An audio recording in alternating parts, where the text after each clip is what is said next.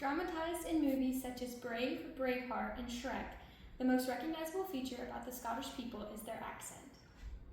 The Scots are similar to England and other Western countries in many ways, but what makes them unique is their accent and their languages. Tonight I will highlight the importance of language and keeping their Scottish languages alive.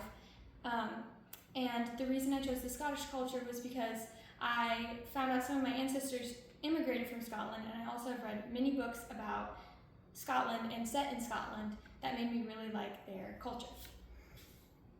I will explain the languages used in Scotland, touching briefly on their history. Then I will show how languages are important to today's Scotland as part of the Scottish identity. According to the University of Aberdeen in Scotland, there are 3 identifiable languages in Scotland: Scots, Gaelic, and English, as it says here.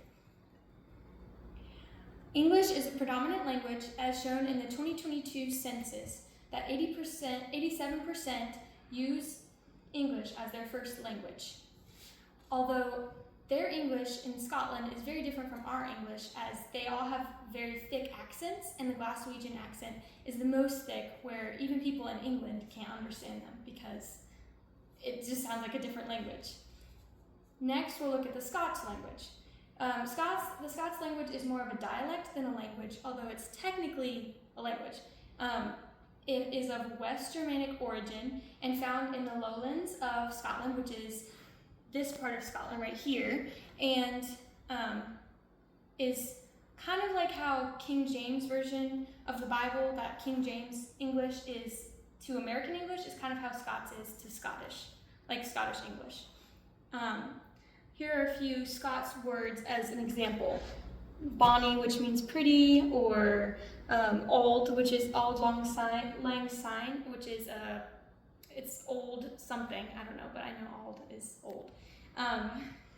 Till 1500, the Scots language was used in legal documents and in government documents, until the English colonized Scotland and Anglicanized it to where they said that Scots was more vernacular and vulgar, that it was no longer used. Although in the 1700s, there was more of a revival with Robert Burns, one of the most famous poets of the late 1700s, writing primarily in Scots, which is a very unique language. Some examples of Scottish phrases that you'll hear that are of Scots language is dinna fash yourself, which means don't worry yourself, or had your wheesht, which means shut up.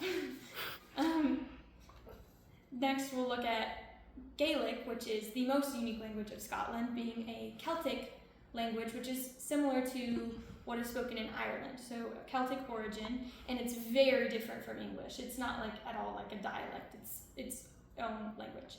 And according to lovegaelic.com, a huge part of the culture and identity of Scotland is found in Scottish Gaelic.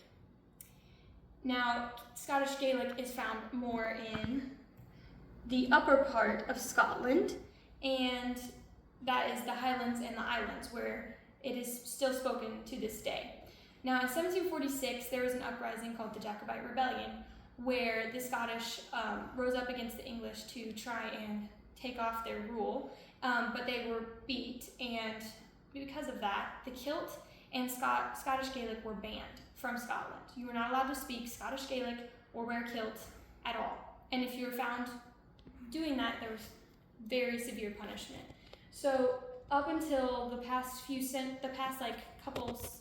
century, Scots Gaelic was almost non-existent, and today only about 1% of Scotland speaks Scottish Gaelic naturally, whereas before it was majority of people spoke Scottish Gaelic. It didn't die out, but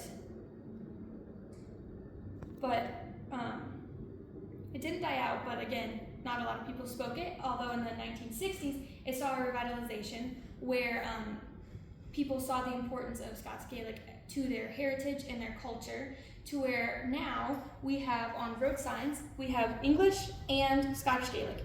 So now we see a lot more, the numbers rising, because in Glasgow especially, there are a lot of people who decided, you know what, we're going to go back to our heritage and we're going to start speaking Scots Gaelic again.